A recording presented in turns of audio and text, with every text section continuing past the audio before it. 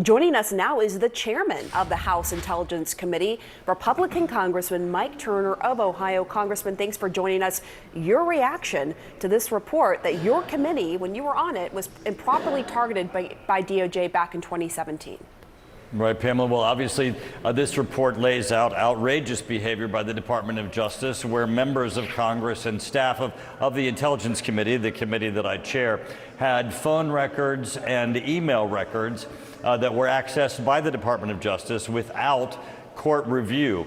Now, this affects, as the report says by Inspector General Horowitz, the constitutional authorities and the individual constitutional rights of the individuals that were impacted. Now, even though the Attorney General now says that they're going to put into place some protections for these processes of the Department of Justice, it's clearly insufficient. We need to pass statutes that can require a court review and authorization.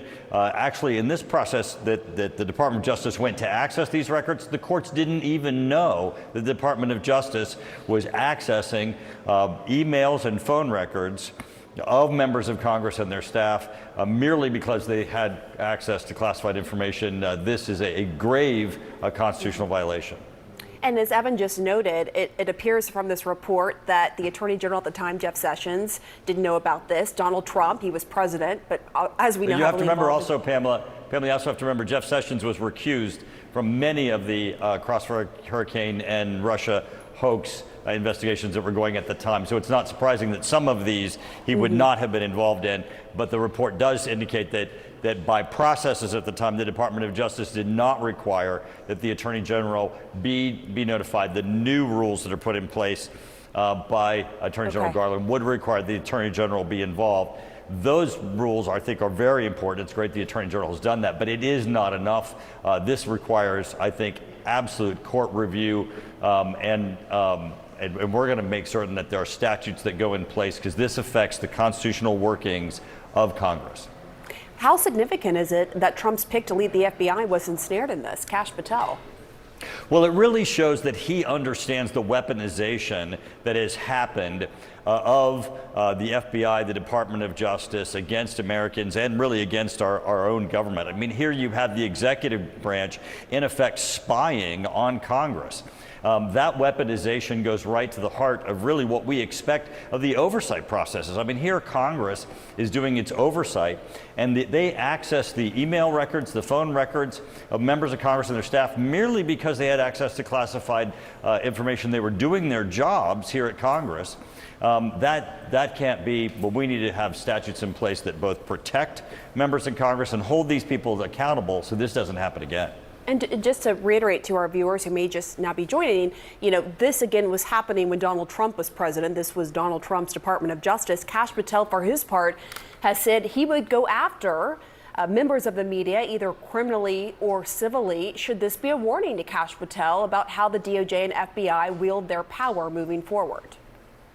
Well, absolutely. Kash Patel, who I have a great regard for, certainly understands the aspects of the deep state, and that is those individuals who really look at the workings of government, the weaponization of government, and use them to both go after, I think, the workings of government. Here we see members of Congress, their staff that were targeted, and certainly we see both, civilians and individuals who at times are targeted in ways that their constitutional rights and their individual rights are impacted. Here with this report, we have the Inspector General specifically saying that the constitutional authorities of Congress were impacted. So you talked about these new rules that the current AG Garland put in place in response to how this investigation for 2017 was conducted. What I hear from you is you would like to see the incoming administration keep those rules and actually add on to those rules to provide further protections in how members of Congress and members of the media are investigated, right?